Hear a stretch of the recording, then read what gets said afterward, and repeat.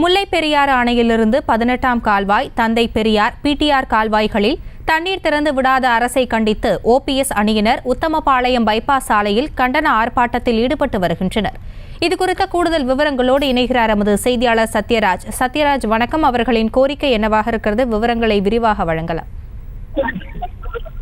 ராஜினி, கடந்த சில நாட்களாகவே உத்தமபாளையம் பைபாஸ் சாலையில் அரசியல் கட்சிகள் கண்டன ஆர்ப்பாட்டத்தில் ஈடுபட்டு வருகின்றன.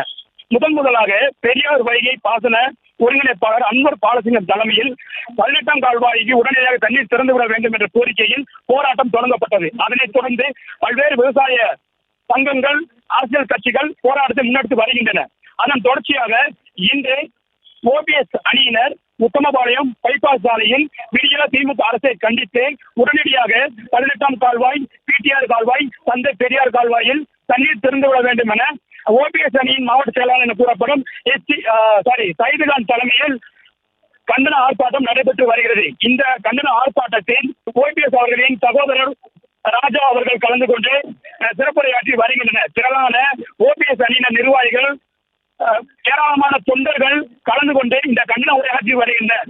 விடியா திமுக அரசு எப்பொழுதும் விவசாயிகளை வஞ்சிக்கிறது என குற்றம் சுமத்தி வருகின்றனர். அதனைத் தொடர்ந்து மக்களோட முதல்வராக இருந்த முன்னாள் முதல்வர் ஓபிஎஸ் அவர்கள் தான் எப்பொழுதும் விவசாயிகளின் பாதுகாவலர் எனவும் குறிப்பிட்டு வருகின்றனர். மாவட்ட செயலாளர் சொல்லப்படும் சைதுகான் பேசுகையில் சின்னவர் என்பது எம்ஜிஆருக்கு மட்டுமே உரியதானது.